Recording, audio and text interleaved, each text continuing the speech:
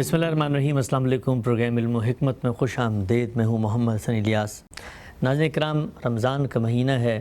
یہی وہ مہینہ ہے کہ جس کے اندر مسلمانوں کی دین کی طرف رغبت اور اللہ تعالیٰ سے تعلق کے اظہار کے رشتے اور بھی مضبوط تر ہو جاتے ہیں۔ مسلمانوں کی یہ خواہش ہوتی ہے کہ اس مہینے کے اندر اللہ تعالیٰ سے اپنے تعلق کو تازہ کریں، دین کا فہم اور دین کا شعور اس کو بھی بیدار کریں۔ دین کے ساتھ ہمارے تعلق کی بنیاد در حقیقت دین کے صحیح فہم پر منحصر ہے۔ جس وقت تک ہم دین کا درست شعور اور فہم حاصل نہیں کرتے، اس وقت تک دین ہمارا اعتراف اور علم نہیں بنتا۔ آج کی نشست میں ہم غامدی صاحب سے رمضان، عبادات اور اس حوالے سے گفتگو کریں گے، اور ایک دفعہ پھر ہمارے ساتھ حزب سابق تشریف فرما ہے جناب جاوید احمد غامدی صاحب۔ السلام علیکم غامدی صاحب۔ وعلیکم السلام۔ غامدی صاحب بہت شکریہ، آپ کے وقت کا رمضان ابتدا ہو چکی ہے۔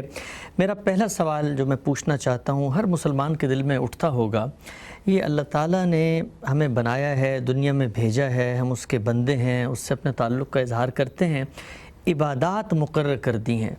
پہلا سوال جو عام طور پہ لوگ آج کل پوچھتے ہیں، جدید عہد کے اندر بھی لوگوں کے ذہن میں آتا ہے، اللہ تو ایک ایسی ذات ہے کہ اس کو کسی چیز کی کوئی ضرورت نہیں ہے، اللہ الصمد ہم کہتے ہیں، پھر ہم پر یہ عبادات کیوں مقرر کر دی گئی؟ سب سے پہلی چیز جو اس باب میں سمجھنے کی ہے وہ یہ ہے کہ انسان کی حیثیت سے ہم محض کوئی عقلی وجود نہیں ہیں۔ یعنی ایسا نہیں ہے کہ منطق کے صغرا کبرا کو قائم کر کے جو چیز نتیجے کے طور پر سامنے آئے بس وہی ہماری شخصیت ہے۔ انسان کا بحیثیت انسان اگر آپ مطالعہ کریں تو وہ اپنی ذات میں جس طرح ایک عقلی وجود ہے، اسی طرح ایک بڑا غیر معمولی اخلاقی وجود ہے۔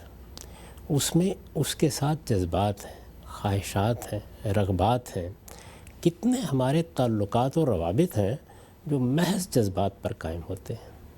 اگر آپ اندازہ کریں کہ عقلی لحاظ سے ہم کسی بچے کا انتخاب کرنا چاہیں اور یہ کہیں کہ یہ بچہ اتنا خوبصورت ہونا چاہیے، اتنا ذہین ہونا چاہیے، اس کے اندر یہ اوصاف ہونے چاہیے، تو کیا ہم ہر حال میں اپنے ہی بچے کو ترجیح دیں گے؟ ظاہر ہے کہ ہمارا یہ انتخاب یا ہماری یہ محبت اللہ نے ہماری جھولی میں ڈال دیا، اور ہم اس کو اتنے غیر معمولی جذبے، اتنی غیر معمولی محبت، اتنے غیر معمولی التفات کے ساتھ قبول کرتے ہیں کہ اس کے لیے جان دینے کے لیے تیار ہو جاتے ہیں۔ تو اس سے یہ نتیجہ نکلتا ہے کہ انسان کی حیثیت سے ہماری پوری شخصیت کو اگر سامنے رکھا جائے تو اس میں دسیوں پہلو ہیں جن کو ملحوظ رکھ کے ہمیں اپنے تعلقات اور روابط قائم کرنے ہوتے ہیں۔ ٹھیک، یہ بڑی صحیح بات آپ نے فرمائی کہ ہم بندے ہیں۔ اب جب بندے ہیں تو سوال یہ ہے کہ کیا اپنی ذات میں خود مکتفی ہو گئے ہیں؟ کیا ہماری کوئی احتیاجات نہیں ہیں؟ ہمارے اندر کوئی سوالات نہیں پیدا ہوتے؟ ہم پر کوئی مصیبت نہیں آتی؟ ہم کسی تکلیف میں مبتلا نہیں ہوتے؟ ہمیں خوشیاں نہیں ملتی؟ ہم نعمتوں کے قدردان نہیں ہوتے؟ ہم ان کی آرزو نہیں کرتے؟ یہ سب چیزیں اگر آپ احاطہ کر کے دیکھیں تو ہمارے وجود کا بلکہ ہماری زندگی کے شب و روز کا حصہ ہے۔ ٹھیک، ان سب چیزوں کے لحاظ ہی سے ہم اپنے تعلقات قائم کرتے ہیں۔ تو ہماری ماں کے ساتھ ہمارا ایک تعلق ہے، باپ کے ساتھ ہمارا ایک تعلق ہے۔ یہ تعلقات منطق کی میزان میں نہیں ناپے جاتے، یعنی اس میں تو کوئی شبہ ہی نہیں کہ اگر آپ مجھ سے استدلال پوچھیں گے تو میں یہ کہوں گا کہ چونکہ اس خاتون نے مجھے پیدا کیا ہے، لیکن کیا محض یہ منطقی صورہ کبرا ہے جو میری محبت اس کے ساتھ پیدا کرتا ہے؟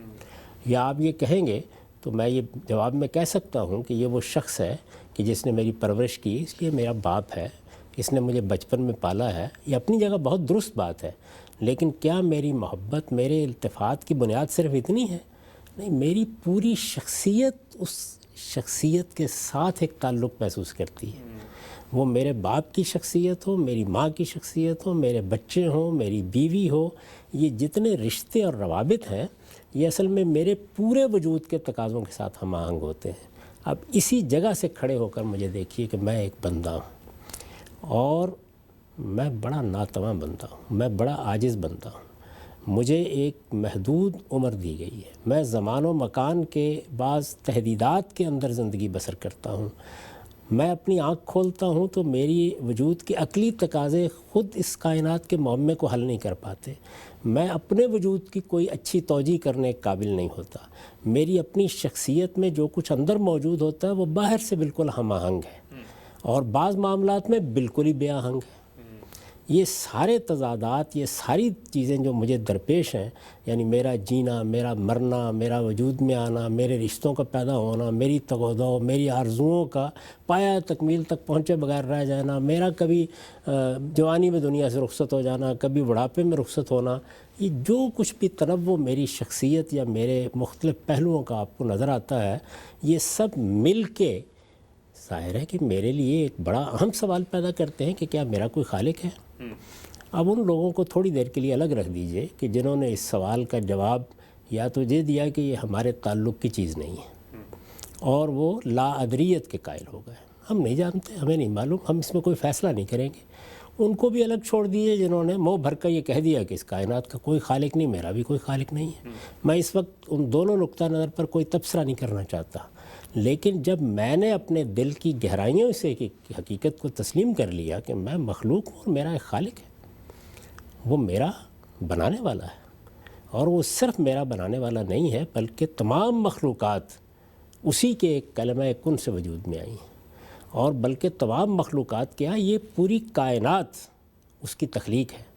اور مجھے جو کچھ ملا ہے وہ زندگی ملی ہے تو مجھے زندگی کے لوازم ملے ہیں تب، اور جو کچھ میری ربوبیت کے لیے، میری پرورش کے لیے، میری پرداخت کے لیے، میری آرزوؤں کے لیے ضروری تھا، وہ سب اس کی عنایت ہے. اگر میں اس حقیقت کو مان لیتا ہوں تو اصل میں یہ اللہ تعالیٰ کی کوئی ضرورت نہیں ہے، یہ میری ضرورت ہے کہ میں اپنے جذبات کا اس کے لیے اظہار کروں. سبحان اللہ. میری ضرورت ہے، بندے کی حیثیت سے میری ضرورت ہے. بلکہ اس سے آگے بڑھ کر میں اب یہ کہوں گا کہ یہ تو میری نفسیاتی ضرورت تھی، یہ میرے وجود کے عجز کا تقاضا تھا، میرے اپنے شعور کا تقاضا تھا. یہ میرے لیے جو احتیاجات مجھے لاحق ہیں ان کے پورا ہونے کی راہ تھی. میں جن چیزوں کی اپنے اندر کمزوری اور ضعف محسوس کرتا ہوں اس کا اس کے سوا ازالہ ہی نہیں ہو سکتا کسی طریقے سے. یہ تو اس کے نفسیاتی پہلو ہیں، لیکن اس کے ساتھ یہ بہرحال اس کائنات کے مطالعے کا عقلی تقاضا بھی ہے. اس سے آگے بڑھ کر جب مجھے یہ معلوم ہو گیا کہ ایک دن میں اس پروردگار کی بارگاہ میں حاضر ہونے والا ہوں، تو آپ خود سوچئے کہ کتنے بو قلموں پہلوؤں سے یہ چیز میری شخصیت پر اثر انداز ہوگی. یعنی عقلی لحاظ سے وہ میرا خالق ہے. میں جب اپنے وجود کو دیکھتا ہوں تو میرے وجود کا انحصار اس کے اذن پر، اس کی عنایت پر، اس کی توفیق پر ہے. مجھے جو کچھ ملتا ہے اس کی طرف سے ملتا ہے. میری یہ زندگی اور اگر کوئی آگے آنے والی زندگی ہے تو وہ سب کی سب اس کی رضا پر موقوف ہو کے رہ گئی ہے. اتنے بہت سے روابط اور تعلقات میں جینے والا ایک عاجز انسان جو اپنی بندگی کا شعور حاصل کر لیتا ہے، وہ تو پکار کر کہے گا کہ مجھے اپنا سر اپنے مالک کے سامنے رکھنا ہے، مجھے اس سے دعا کرنی ہے، مجھے اس سے مناجات کرنی ہے، مجھے اپنے جذبات کا اظہار اس کے لیے کرنا ہے. میں اپنی ماں کے لیے، اپنے باپ کے لیے، سارے تعلقات میں ان جذبات کا اظہار، اپنے ملک کے لیے، اپنی قوم کے لیے. یعنی اب یہ آپ نے قومی ریاستیں بنا دی ہیں، تحلیل کر کے دیکھی جائے تو یہ انسانوں کی کھینچی ہوئی لکیریں ہیں خدا کی زمین کے اوپر. لیکن اس سے بھی میرا ایک تعلق پیدا ہو جاتا ہے، اپنی جنم بھومی سے ایک تعلق پیدا ہو جاتا ہے. میں جس گاؤں میں پیدا ہوا ہوں اس کے لیے میرے کچھ جذبات ہیں. تو میری پوری شخصیت اصل میں جس وقت اپنے مالک کا شعور حاصل کر لیتی ہے، یعنی وہ میرا رب ہے، وہ میرا معبود ہے، وہی ہے کہ جس نے مجھے وجود بخشا ہے، وہ میرا اور اس پوری کائنات کا خالق ہے. یہ احساس جیسے جیسے میرے وجود میں جاگزیں ہوتا چلا جاتا ہے تو عبادت میرے لیے کوئی حکم نہیں رہتی، وہ میرے وجود کا تقاضا بن جاتی ہے، وہ میرے باطن کی پکار بن جاتی ہے، وہ میری احتیاج کا لازمی جواب بن جاتی ہے. یعنی پھر تو مجھے راستہ بتانا چاہیے آپ کو کہ میں کس طرح اپنے مالک کو پکاروں، کیسے اس سے بات کروں، کس طرح اپنے جذبات اس کے سامنے پیش کروں. یعنی میں کوئی پتھر کا بنا ہوا انسان ہوں؟ کیا میں کوئی مجسمہ ہوں؟ کیا میں کوئی روبوٹ ہوں؟ میں ایک پوری شخصیت ہوں. میں نے اپنے مالک کو پہچان لیا ہے. یہ جتنے لوگ بھی اس طرح کے سوالات اٹھاتے ہیں وہ اصل میں پہچان اور معرفت سے الگ ہو کے کر رہے ہیں. میں نے پہچان لیا یہ میری ماں ہے، برسوں کے بعد میری ہے، لیکن پتہ چل گیا کہ یہ میری ماں ہے. اب میرے اندر جو جذبات کا ایک طوفان امٹ پڑے گا، اس کے لیے مجھے کسی منطقی استدلال کی ضرورت ہے. تو میں چاہوں گا کہ میں اپنا یہ جذبہ اس کے سامنے رکھوں، میں اپنی محبت کا اس کے ساتھ اظہار کروں، میں اپنے تعلق کا اس کے ساتھ اظہار کروں، اور اگر وہ مجھے کچھ دے سکتی ہے تو اس سے ہی مانگوں، اس لیے کہ بچہ تو ماں ہی کے ساتھ لپٹے گا، اسی کے پاؤں کے ساتھ لمٹ کے اپنی خواہشات اس کے سامنے رکھے گا۔ تو میرا بندہ ہونا اور اس کائنات کے خالق کی معرفت حاصل کر لینا، یہ دونوں چیزیں مل کر اصل میں عبادت کو میرا مسئلہ، میری ضرورت، میری خواہش، میری تمنا، میرا جذبہ بنا دیتی ہیں۔ تو اس وجہ سے یہ بات یوں ہے نہیں۔ اللہ تعالیٰ نے کیوں اس کے لیے تحدید کا طریقہ اختیار کیا، یہ سوال آپ کر سکتے ہیں۔ تو میرے نزدیک اس کی وجہ یہ ہے کہ اپنے جذبات کے اظہار میں انسان افراط و تفریط میں مبتلا ہو جاتا ہے۔ چنانچہ دنیا کی تاریخ اس کی گواہی دیتی ہے۔ آج ہم پہلے دن دنیا میں نہیں آئے، ایک بڑی طویل تاریخ ہے جو پیچھے موجود ہے۔ تو یہ دیکھیں کہ جیسے ہی انسان نے یہ محسوس کیا کہ اس کا ایک خالق ہے اور اس خالق نے اس کو پالا ہے، اس کی پرورش کی ہے، اس کو سب کچھ فراہم کیا ہے، وہی اس کائنات کی سب سے بڑی حقیقت ہے، یہ بات جیسے ہی معلوم ہوئی تو لوگوں کو یہ دنیا بیمانی لگنے لگ گئی۔ انہوں نے محسوس کیا کہ اب تو اسی پروردگار کو پانے کی جدوجہد کرنی چاہیے۔ تو رہبانیت پر مبنی اور اسی طرح صوفیانہ مشاغل پر مبنی مذاہب وجود میں آنا شروع ہو گئے، اس میں بہت کچھ افراط ہوئی۔ اسی طریقے سے جب انسان اس دنیا کی زندگی میں الجھ جاتا ہے، جب وہ کھاتا ہے، پیتا ہے، اپنی زندگی کی ضروریات پوری کرتا ہے، تفریحات میں اپنا وقت بسر کرتا ہے، کچھ کمانے میں لگ جاتا ہے، اور اس طرح کی بہت سی دوسری چیزیں جو بہرحال دنیا میں اس کی ناگزیر ضرورت ہے، تو ان میں تفریط میں مبتلا ہو جاتا ہے۔ تو افراط اور تفریط دونوں سے بچ کر میں اپنا تعلق اپنے رب کے ساتھ استوار رکھوں، اس کے لیے اللہ تعالیٰ نے میری رہنمائی فرمائی ہے۔ یعنی داعیہ میرے اندر پیدا ہوا، تعلق کا احساس میرے اندر موجود ہے، یہ میری ضرورت ہے کہ میں اپنے رب کو پکاروں، مناجات میری ضرورت، دعا میری ضرورت، احتیاج میرے اندر پیدا ہوتی ہے۔ اس کے لیے میں چاہتا ہوں کہ اپنے پروردگار سے میرا تعلق پیدا ہو، اس تعلق میں کہیں افراط اور تفریط میں مبتلا ہو کر اپنے آپ کو خراب نہ کر بیٹھوں۔ تو شریعت ساری اسی مقصد سے دی جاتی ہے۔ عبادات اپنی روح کے لحاظ سے میرے وجود کا تقاضا ہے، لیکن جب وہ شریعت اور قانون بنتی ہیں تو وہ در حقیقت میرے ہاں کسی افراط و تفریط کو دور کر کے مجھے صحیح جادہ اعتدال پر رکھنے کا ذریعہ بنتا ہے۔ صاحب بہت ہی خوب، سبحان اللہ، میں کہوں گا پوری جو اورینٹیشن ہے عبادات کی، اس کو آپ نے بڑی ہی جامعیت سے بیان کیا، اور جو ایک تصور بالعموم پایا جاتا ہے کہ یہ راستہ غالباً اوپر سے نیچے آتا ہے، در حقیقت یہ میری ضرورت، میری احتیاج ہے کہ میں اللہ سے اپنے تعلق، رشتے کا اظہار کروں، اور وہ عبادت کی صورت میں مجسم ہوتی ہے۔ مجھے یہ بتائیے گا کہ اللہ تعالیٰ اگر چاہتے تو انسان کو اسی طرح چھوڑ دیتے، یعنی یہ خالق کا شعور موجود ہے، پھر انسان ادھر ادھر بھٹکتا، دیواروں میں سر مارتا، افراط و تفریط سے گزرتا۔ کیا آپ کو لگتا ہے کہ شریعت دے کر بھی اللہ نے غیر معمولی اپنی رحمت کا اظہار کیا ہے کہ میرے بندے کہیں بھٹکے نہیں، کہیں جائیں نہیں، میں نے ان کو اپنی جنت کا شہری بنانا ہے تو راستہ بھی میں ہی ان کو بتایا تھا؟ اسی چیز کو اللہ تعالیٰ اتمام نعمت کہتے ہیں۔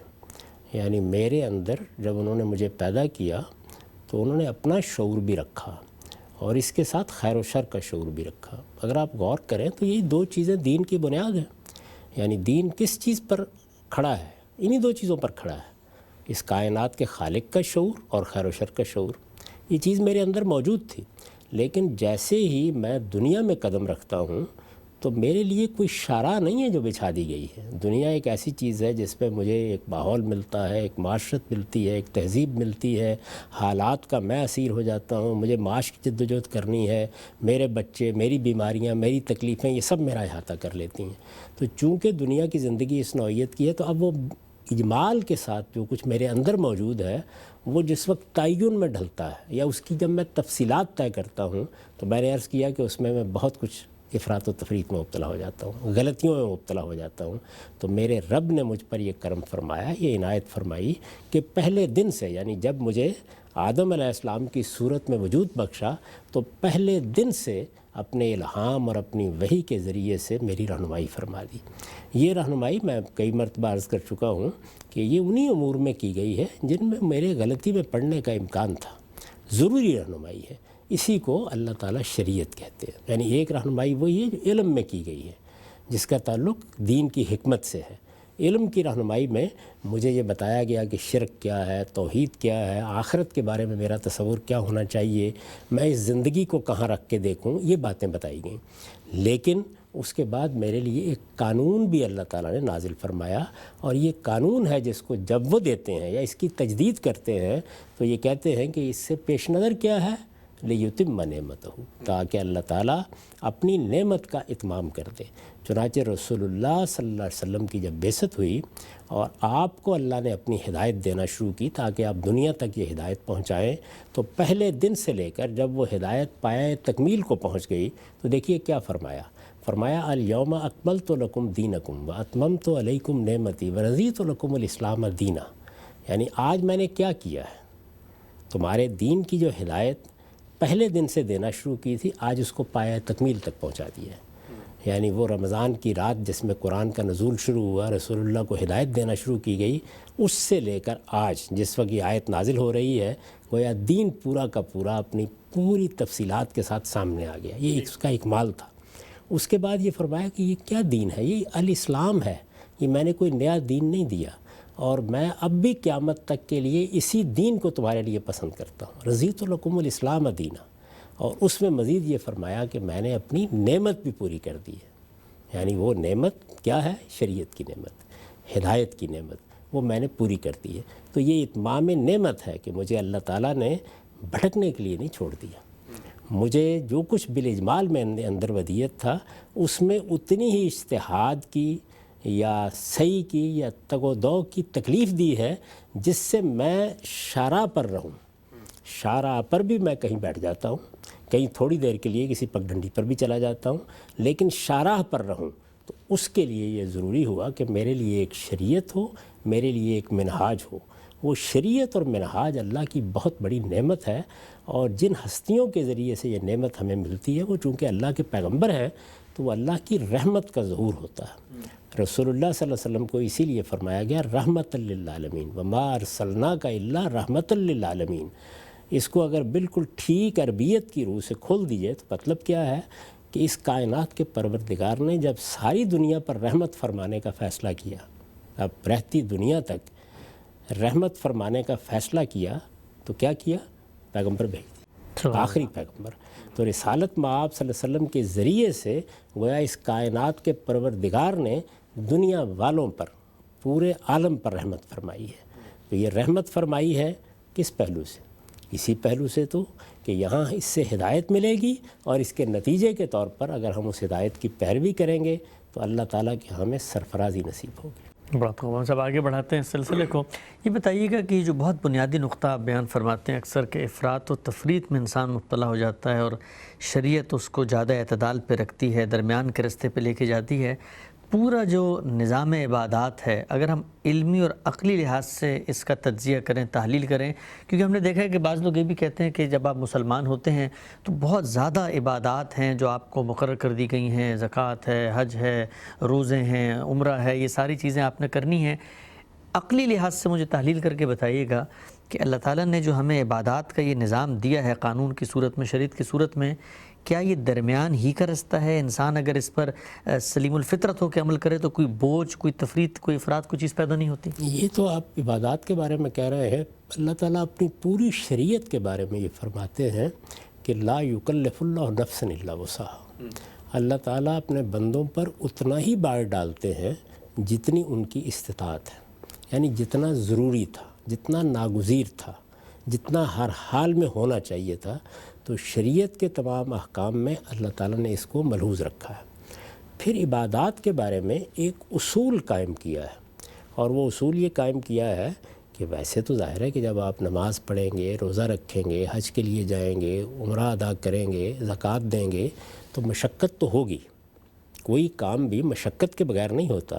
لیکن اگر کسی چیز میں غیر معمولی مشقت ہو جائے یا اس چیز کو ادا کرنا ناممکنات میں سے محسوس ہو رہا ہو تو فرمایا کہ یہاں تیسیر کا اصول ہے، یعنی تم اس کی کم تر صورت پر آ جاؤ گے۔ اگر اس کو اس کی مثالی صورت میں انجام دینا ممکن نہیں رہا تو کم کر دیا جائے گا۔ چنانچہ آپ دیکھیے پھر قصر نماز، پھر اسی طریقے سے جمع بین الصلاتین، پھر اسی طریقے سے اگر وضو کے لیے پانی نہیں ہے یا اس میں زحمت زیادہ ہے تو تیمم کی اجازت، اسی طرح جرابوں پر مسح کی اجازت، اسی طریقے سے اگر نماز آپ کھڑے ہو کر نہیں پڑھ سکتے، معمول کے طریقے پر جماعت میں نہیں جا سکتے تو فرجال و رکبانہ، یعنی آپ سواری پر بیٹھے ہوئے پڑھ لیجئے، آپ پیدل چلتے ہوئے پڑھ لیجئے. یہ سب جو کچھ ہے یہ اسی چیز کا لحاظ کر کے کیا گیا ہے کہ اللہ تعالیٰ اپنی عبادت کے معاملے میں انسانوں کو اس اعتدال پر رکھنا چاہتے ہیں اور تیسیر کے ساتھ عبادات کا تقاضا کرتے ہیں. یعنی اس میں یسر ہونا چاہیے، اس میں سہولت ہونی چاہیے، اس میں یہ طریقہ اختیار کیا ہے. حرمتوں کے معاملے میں یہ طریقہ اختیار نہیں کیا.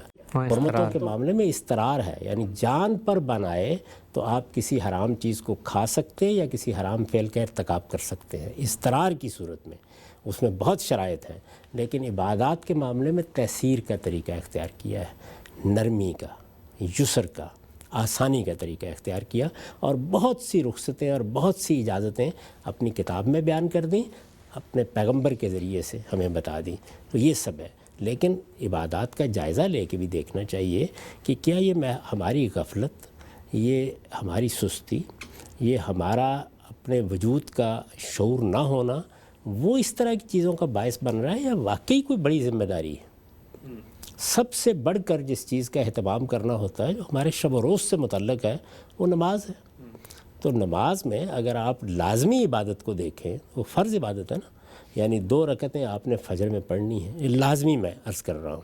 اللہ توفیق دے تو آپ نوافل پڑھتے ہیں اور زیادہ سے زیادہ عبادت کرتے ہیں، لیکن چونکہ آپ کا سوال اس پہلو سے ہے کہ کیا کوئی بھاری ذمہ داری تو نہیں ڈال دی گئی، تو آپ یہ دیکھیے کہ 2 رکعتیں فجر کی، 4 ظہر کی، 4 رکعتیں عصر کی، 3 مغرب کی، 4 عشاء کی. یہی نماز ہے نا جو لازمی نماز ہے، جو اللہ تعالیٰ نے ہم سے تقاضا کیا ہے کہ ہم اس کی یاد دہانی کو قائم رکھنے کے لیے اتنے وقت کے لیے حاضر ہو جائیں اور اس طرح سے رکوع کریں، سجدہ کریں، قیام کریں. یا چند اذکار، اور چند اذکار وہ کیا ہیں، یعنی سورہ فاتحہ قرآن کو ملا لیے، لازمی اذکار یہی.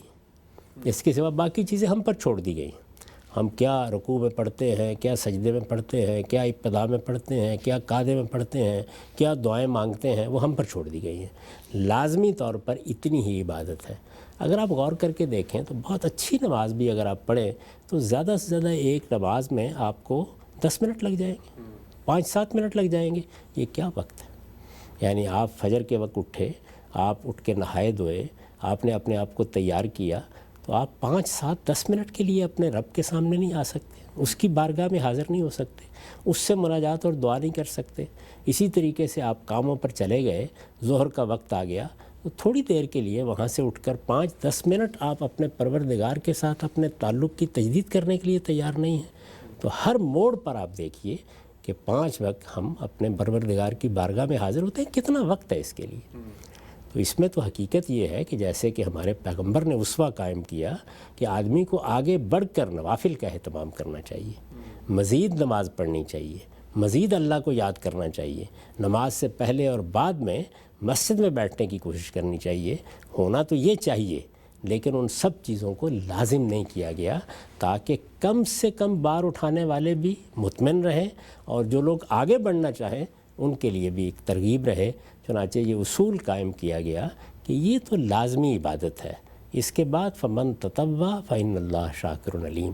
آگے تم اپنی مرضی سے نوافل کے طور پر جو کچھ بھی کرو گے اس کو اللہ تعالیٰ قبول فرمائے گا اور وہ تمہاری ہر چیز کا علم رکھتا ہے. ٹھیک ہے، ہم سب آگے بڑھاتے ہیں اس سلسلے کو. یہ بتائیے گا کہ یہ تو آپ نے بہت ہی خوبی سے بیان کیا کہ عبادات جب شروع ہوتی ہیں تو اس کا انیشیٹو اصل میں انسان کے اندر موجود ہے کہ وہ خالق سے اپنے تعلق کا اظہار کرے. اس میں خالق نے کوئی بوجھ نہیں ڈالا، اس کا آپ نے تجزیہ کیا. یہ بتائیں کہ یہ جو روزے ہیں، رمضان ایک مہینے کے اندر پورے ہم ایک پروسیس سے گزرتے ہیں. اللہ تعالیٰ نے جب 5 نمازیں رکھی تھیں، زندگی میں ایک دفعہ حج رکھا تھا اور نمازیں 5 ہیں، رمضان میں بھی ہم نمازیں پڑھ ہی رہے ہوتے ہیں. یہ الگ سے ایک مستقل عبادت کیا وجہ ہے اللہ تعالیٰ نے مقرر کی اور اس سے حاصل کرنا کیا مقصود ہے؟ سب سے پہلے وہ بنیادی بات جہاں سے بات شروع ہوئی تھی اس کو تازہ کیجیے ذہن میں. اللہ تعالیٰ کے ساتھ میرے تعلق کا اظہار ہے یہ عبادات. یعنی جیسے میں اپنی ماں سے، اپنے باپ سے اپنے تعلق کے اظہار کے اسالیب تلاش کرتا ہوں، اسی طریقے سے جب مجھ میں یہ بات واضح ہو جاتی ہے کہ میرا ایک پروردگار ہے، وہ میرا رب ہے، وہ میرا پالنے والا ہے، مجھے ایک دن اس سے ملنا ہے، یہ حقائق جب مجھ پر واضح ہو جاتے ہیں، میں اسی کی رحمتوں کے سہارے جی رہا ہوں، میری اس کے سوا کوئی حیثیت نہیں ہے، میری احتیاجات کے لیے مجھے اسی کے سامنے ہاتھ اٹھانے ہیں، یہ چیز جب مجھ پر اچھے طریقے سے واضح ہو جاتی ہے تو سب سے پہلا سوال یہ پیدا ہوتا ہے کہ میرے پروردگار سے میرے تعلق کی جہتیں کیا ہیں۔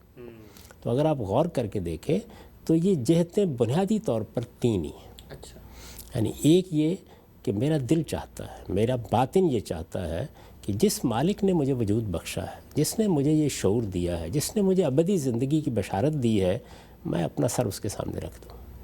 یہ پرستش کا جذبہ ہے جو جیسے ہی معبود کی معرفت حاصل ہوتی ہے تو میرے باطن میں پیدا ہو جاتا ہے۔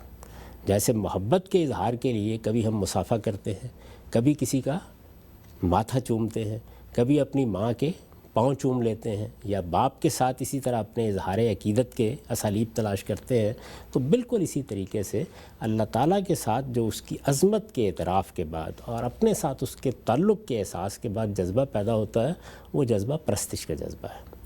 اس کے بعد دوسری چیز کیا ہے؟ دوسری چیز یہ ہے کہ وہ پروردگار کیا ہمیں اس دنیا میں بکٹوٹ چھوڑے ہوئے ہیں؟ یعنی یہاں ہم سے کوئی تقاضا نہیں ہے، تو آپ اللہ تعالیٰ کے تصور کے ساتھ جب آخرت کے ساتھ بھی آشنا ہوتے ہیں تو اس کا ایک تقاضا پیدا ہوتا ہے۔ وہ تقاضا یہ پیدا ہوتا ہے کہ ہم یہ دیکھیں کہ ہم اس دنیا میں کیوں بھیجے گئے۔ تو معلوم ہو جاتا ہے اور پیغمبروں کے ذریعے سے یہ بات بالکل واضح ہو جاتی ہے کہ ہم یہاں امتحان کے لیے بھیجے گئے ہیں۔ یہ دنیا ایک عارضی دنیا ہے، ایک دن ہمیں اپنے پروردگار کی بارگاہ میں حاضر ہونا ہے اور وہاں ہمارے اعمال کے نتائج ہمارے سامنے آئیں گے، اور ہماری اگلی زندگی کا انحصار ان نتائج پر ہے۔ یہ حقیقت جب معلوم ہوتی ہے تو اس کا مطلب یہ ہے کہ اب ہم اس کا انتظار کرتے ہیں کہ پھر ہمارا مالک اس دنیا میں ہم سے کیا چاہتا ہے۔ کیا بس اتنا کافی تھا کہ ہم نے اپنا سر اس کی بارگاہ میں رکھ دیا، اپنی جبین اس کے سامنے جھکا دی، ہم اس کے سامنے کھڑے ہو گئے، ہم نے اس سے دعا و مناجات کر لی، یا وہ کچھ اور بھی چاہتا ہے؟ تو معلوم ہوا کہ نہیں، اس دنیا میں اس کے کچھ اطاعت کے تقاضے بھی ہیں۔ وہ ہم سے یہ چاہتا ہے کہ ہم اپنی خواہشوں کو ایک دائرے میں رکھیں، اپنے جذبات پر بھی کنٹرول رکھیں۔ وہ ہم سے ایک طرح کے ڈسپلن کا تقاضا کرتا ہے۔ قرآن مجید کی اصطلاح میں جب یہ ایک الہی ڈسپلن بنتا ہے، جب یہ اللہ تعالیٰ کے تعلق سے ایک نظم بنتا ہے، تو اس کو تقویٰ کہا جاتا ہے۔ یعنی اپنے آپ کو سنبھال کر رکھنا، اپنے آپ کو حدود میں رکھنا، اپنے آپ کو خواہشات کے حوالے نہ ہونے دینا، اپنے آپ کو آرزوؤں اور امنگوں کا اسیر نہ بنا لینا، بلکہ ایک عقلی وجود کی حیثیت سے ہر چیز کا جائزہ لے کے صحیح قدم اٹھانا، تو اس کو تقویٰ کہا جاتا ہے۔ یہ تقویٰ اطاعت کے لیے ضروری ہے۔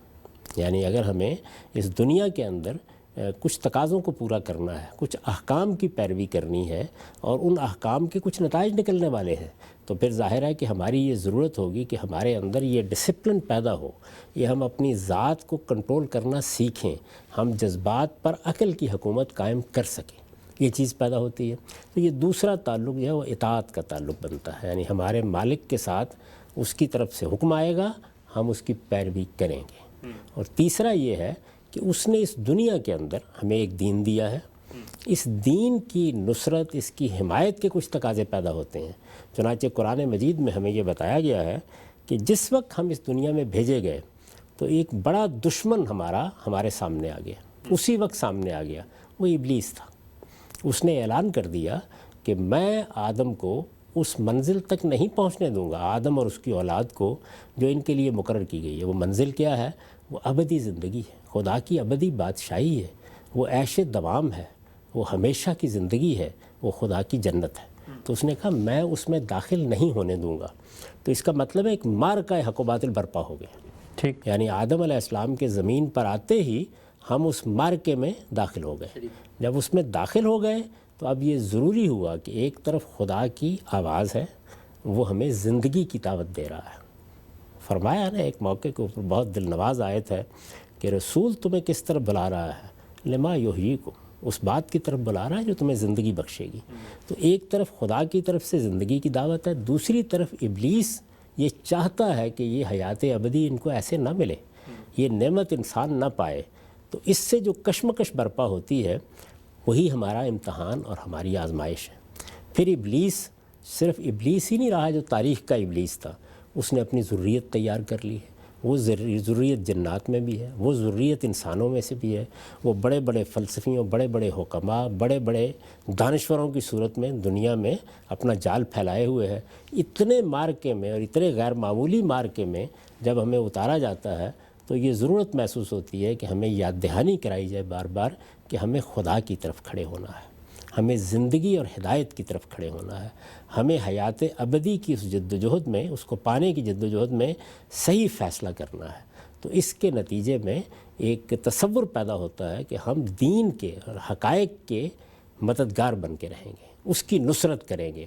تو یہ 3 تعلقات اللہ تعالیٰ کے ساتھ ہمارے وجود میں آتے ہیں, پرستش کا تعلق, اطاعت کا تعلق اور حمیت و حمایت کا تعلق. یہ 3 تعلقات ہیں. اگر آپ غور کر کے دیکھیں تو عبادات سب کی سب ان تعلقات کا اظہار ہے.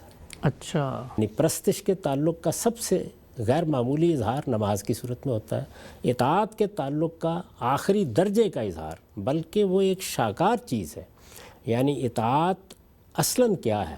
مجھے اپنے جذبات, اپنی خواہشات پر قابو پا کے اللہ کا حکم ماننا ہے. جذبات اور خواہشات اس درجے میں مجھ پر حکومت نہیں کرتے جس درجے میں میری جبلتیں مجھ پر حکومت کرتی ہیں.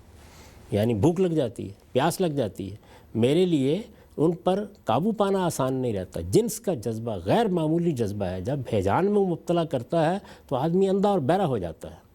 یعنی جذبات, خواہشات, امنگیں, آرزوئیں, مفادات وہ بھی بڑا زور رکھتے ہیں اپنے اندر, لیکن جو زور ان جبلتوں میں ہے وہ تو آخری درجے کا زور ہے. تو مجھے اللہ تعالیٰ نے تربیت دینے کے لیے, میرے اندر تقویٰ پیدا کرنے کے لیے اور اطاعت کے تعلق کو استوار رکھنے کے لیے روزے کی عبادت فرض کی. اس میں کیا ہوتا ہے؟ اس میں یہ ہے کہ میں اپنی جبلتوں پر قابو پانا سیکھتا ہوں. ٹھیک. یعنی جیسے جیسے وقت گزرتا ہے میں روزے کی ابتدا کرتا ہوں, بہت اطمینان میں ہوتا ہے.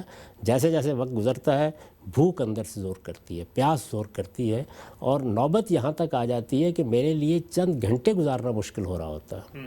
اس موقع پر میں اپنے اوپر تالا لگائے رہتا ہوں, اس لیے کہ میرے مالک کا حکم نہیں ہے, اس کی طرف سے ابھی اذن نہیں ہوا.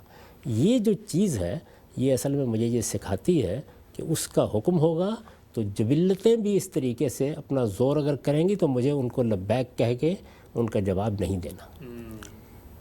جذبات, امنگیں, آرزوئیں اور خواہشات اس سے نیچے کی چیزیں ہیں.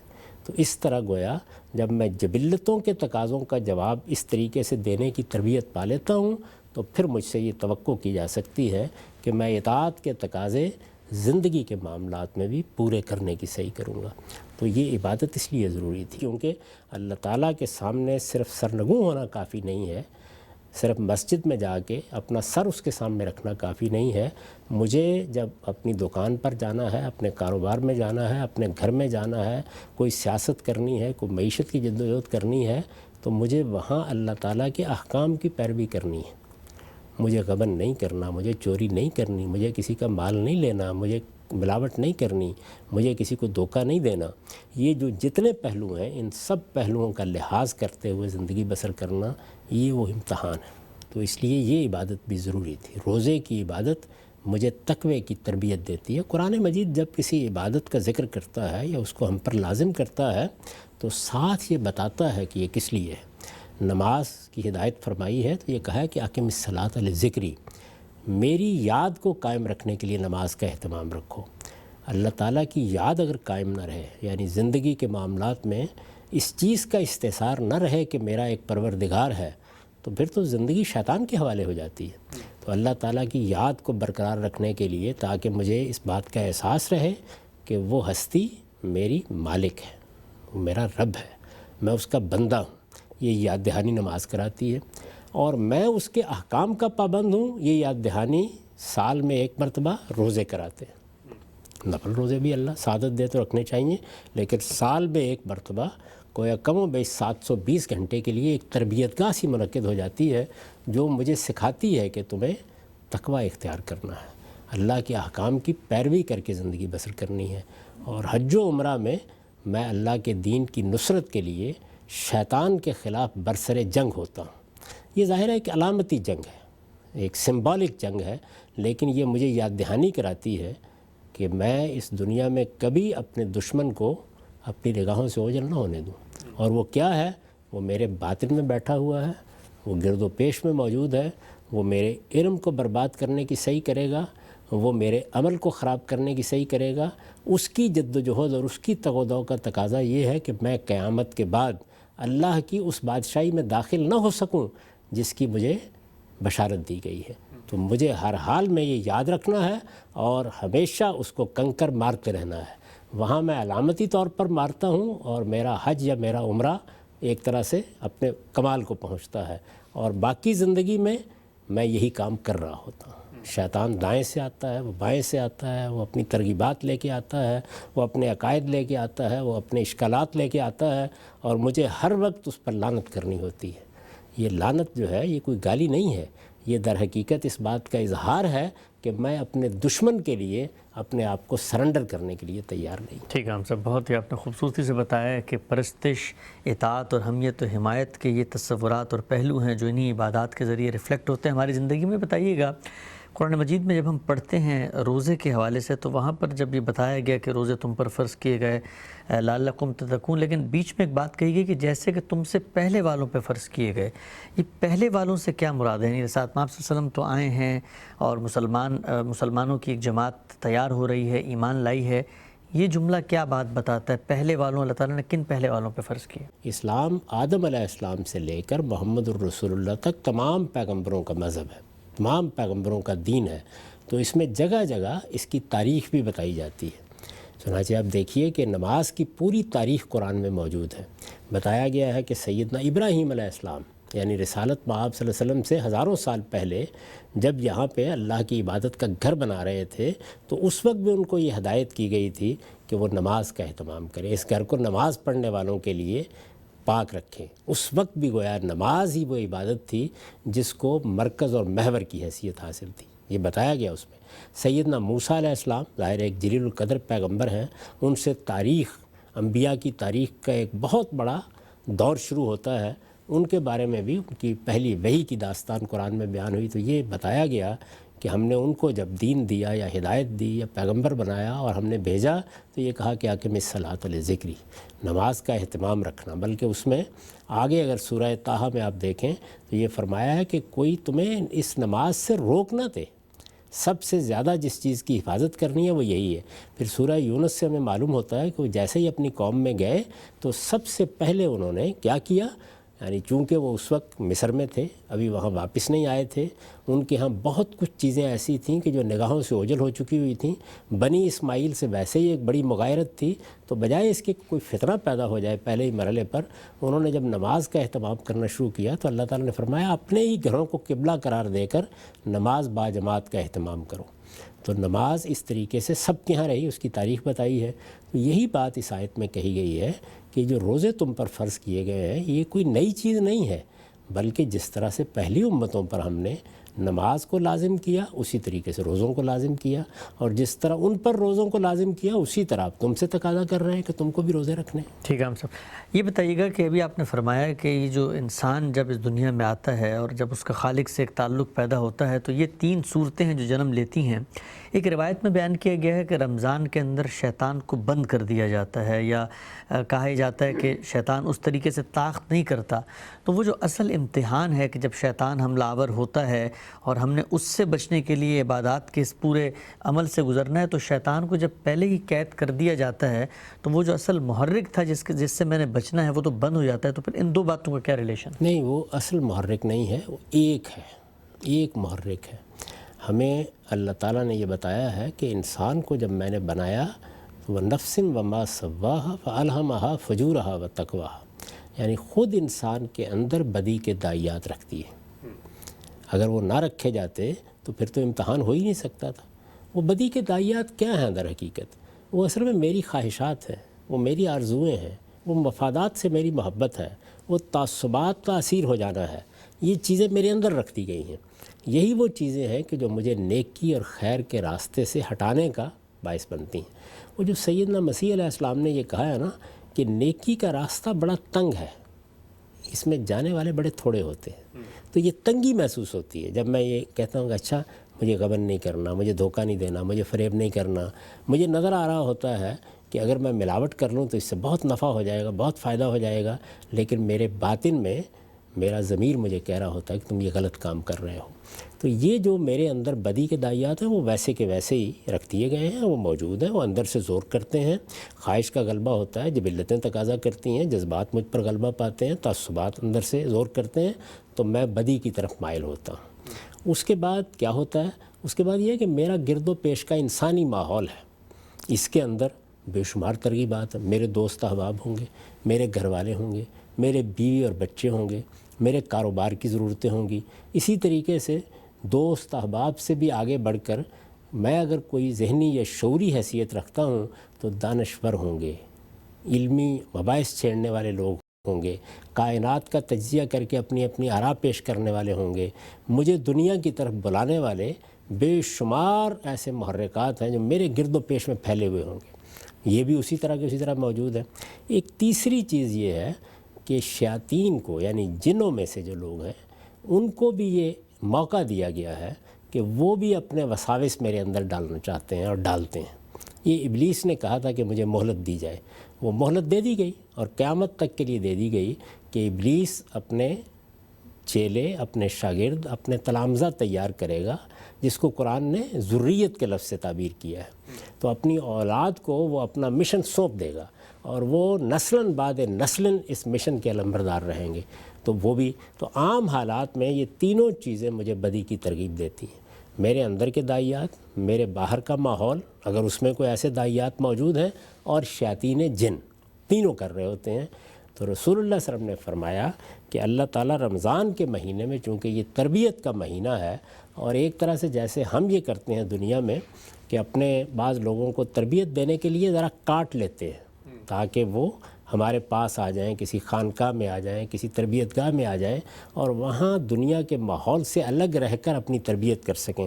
تو تربیت کے اس مہینے میں اللہ تعالیٰ نے یہ عنایت فرمائی ہے کہ وہ جنوں پر پابندی لگا دیتے ہیں۔ اچھا، تو یہ پابندی صرف ایک جہت میں لگتی ہے، نہ ہمارے باطن سے بدی کے دائیات ختم کیے جاتے ہیں، نہ جو گرد و پیش میں انسان ہے وہاں کوئی پابندی لگائی جاتی ہے۔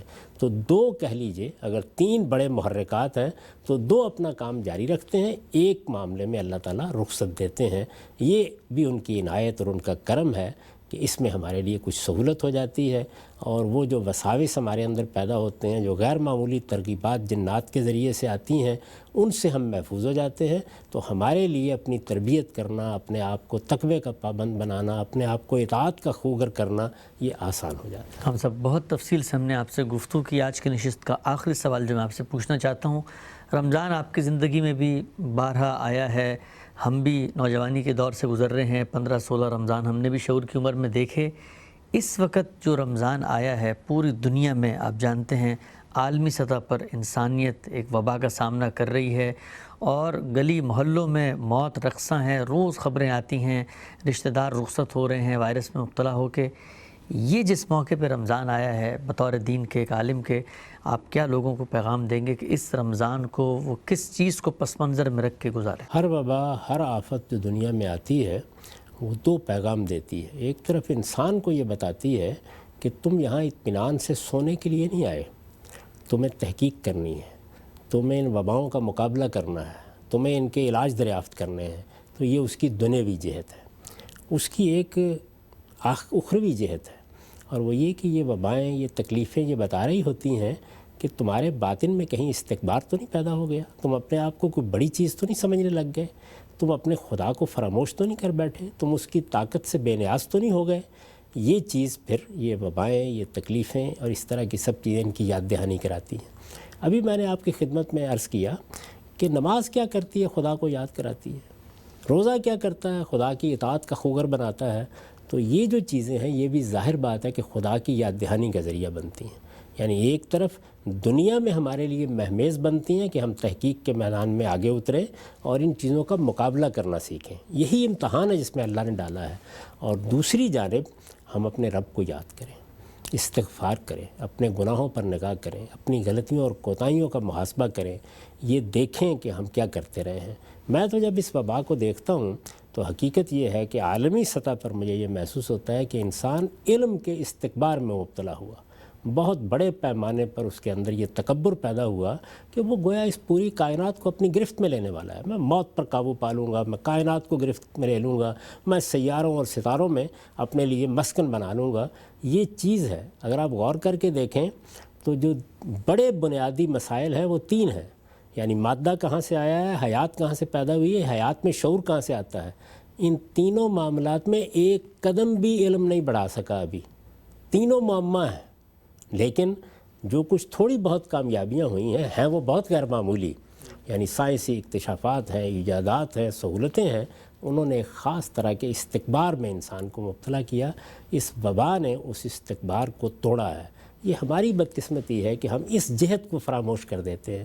تو دونوں جہتیں ہونی چاہیے کہ ایک طرف آپ انسان کی حیثیت سے اس دنیا میں ہیں, جب کوئی چیز آتی ہے تو وہ آپ کو اٹھاتی ہے, آپ کو بیدار کرتی ہے کہ تحقیق کا ذوق پیدا کریں, ان چیزوں کا علاج دریافت کریں, ان کے مقابلے میں کھڑے ہوں اور ایک محتاط انسان کی حیثیت سے اپنی جان کی حفاظت کریں.